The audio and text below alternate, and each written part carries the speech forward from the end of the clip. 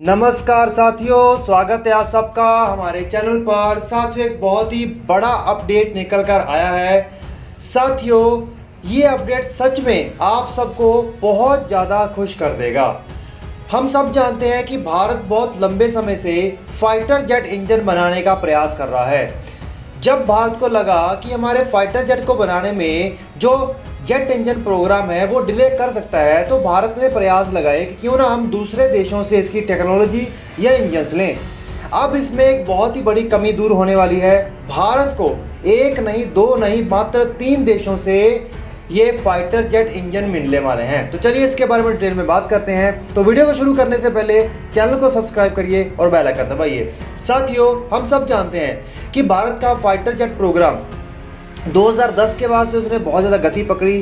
पहले तेजस जैसे प्रोग्राम निकल के आए, बाद में एमका निकल के आया, उसके बाद टेट बीएफ जैसे प्रोग्राम्स में निकल के आए।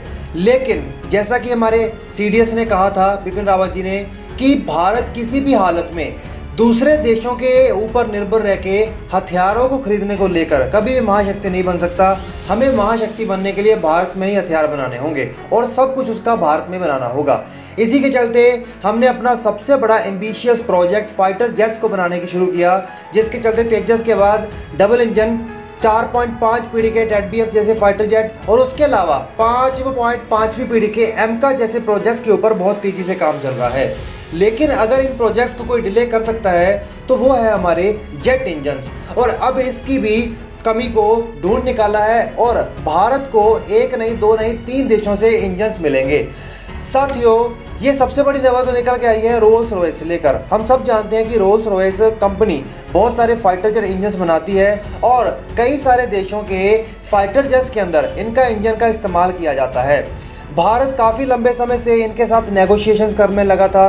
इसके अलावा जनरल इलेक्ट्रिक के इंजन्स के लिए अमेरिका में भी नेगोशिएशन चल रही थी और फ्रांस से जब राफेल लिया तब फ्रांस का जो सैफरन इंजन था फाइटर जेट का, उसके लिए भी नेगोशिएशन चल रही थी। तो भारत को क्या था कि कोई एक देश तो आए हमें इंजन दे दे, लेकिन भारत के फाइटर जेट्स के पोटेंशियल को देखते हुए ये सभी देश भारत के घुटनों पर आ बैठे हैं और इन्होंने भारत से गुहार लगा रहे हैं, पूरा घुटनों पे आकर भारत से गुहार लगा रहे हैं कि ये फाइटर जेट इंजन हमसे ले लीजिए, हम आपको टेक्नोलॉजी ट्रांसफर भी देंगे और इंटेलेक्चुअल प्रॉपर्टी राइट्स भी देंगे। अब सबसे बड़ी बात यह है कि रोल्स रॉयस ने यह तय किया है कि वो भारत के साथ मिलकर एमका फाइटर जेट के लिए उसके इंजन प्रोग्राम्स के ऊपर काम करेगा और भारत को एमका के लिए फाइटर जेट इंजन बनवाने में सारी डेवलपमेंट में मदद करेगा। और इसके अलावा सबसे बड़ी बात तो ये आती है कि रोल्स रॉयस के ये इंजन ना तो केवल फाइटर जेट्स में इस्तेमाल होंगे, बल्कि भारत जिस तरीके से अपनी इंडियन नेवी को एक्सपैंड करने में लगा है और उसकी जो शिप्स के अंदर भी बड़े बड़े इंजन्स लगते हैं, वहां पर भी एक बहुत बड़ी भूमिका निभाएगा। भारत काफ़ी लंबे समय से रोल्स रॉयस के साथ टॉक्स में था कि हमें इंजन मिल जाए ताकि हम तेजस, टेट बीएफ और एमका में लगा सके। लेकिन यहाँ पर एक बिल्कुल नई और अलग हटके चीज़ हुई है, वो ये है कि रोल्स रॉयस को भारत ने चुना है क्योंकि ये सभी देश अब घुटनों पे आ चुके हैं। तो भारत ने चुना है कि रोल्स रॉयस एमका के लिए इंजन बनाने में मदद करेगा।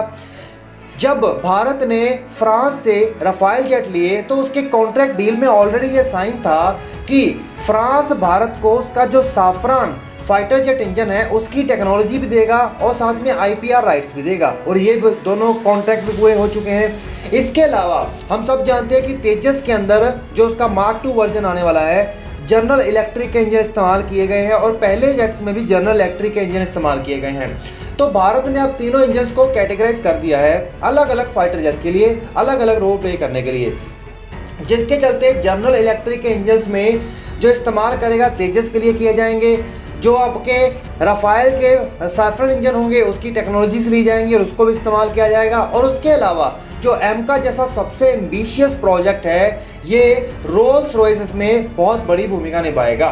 तो आज तक तो रोल्स रॉयस मतलब काफ़ी दूसरे देशों को भी अपने इंजन्स को सप्लाई करता रहा है, लेकिन भारत के लिए ये फ़ायदा होगा कि रोल्स रॉयस डीआरडीओ के साथ मिलकर इसको को डेवलप करेगी और भारत को ये फैसिलिटी देगी। अब आने वाले समय में जो इंजन्स बनाए जा रहे हैं वो सिंगल इंजन नहीं होगा जो किसी फ्यूल पर चले, हाइब्रिड इंजन बनाए जा रहे हैं जो मल्टी फ्यूल्स के ऊपर काम कर सके। इसको लेकर रोल्स रॉयस ने हाइब्रिड इंजन के ऊपर भी काम करने की बात की है। ये हाइब्रिड इंजन जो भारत के मेरीन सिस्टम्स हैं, जैसे कि शिप्स हो गई, नेवल सबमरीन्स हो गई, इसके अंदर भी वो मदद करेंगे, जिसके चलते ये हाइब्रिड इंजन डुअल काम करेंगे, डीजल के ऊपर भी काम करेंगे और इलेक्ट्रिक के ऊपर भी काम करेंगे। तो इससे भारत को और ज़्यादा तो नहीं, बहुत बड़ा फायदा होने वाला है।